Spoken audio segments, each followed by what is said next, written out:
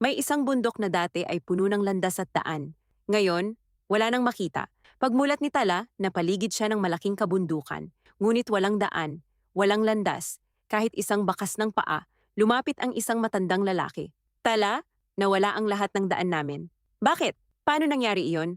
Dati, tinutulungan namin ang isa't isa na makahanap ng tamang landas. Ngunit tumigil kami. Nag-isa-isa na lang kami. At unti-unti, nawala ang mga daan. Tumingin si Tala sa paligid. Nakita niya ang mga bato na nagsisimulang gumuho, mga puno na nahuhulog. Ang bundok mismo ay unti-unting nasisira. Hindi ito mahika. Ito ay resulta ng pagkalimot ng mga tao sa isa't isa. Kinuha ni Tala ang kamay ng matanda. Samahan mo ako. Ituro mo sa akin ang isa kang naaalala. Isang hakbang, isang direksyon. Lumabas ang isang maliit na landas. Sumunod ang iba. Nagturo sila sa kanilang mga kapitbahay.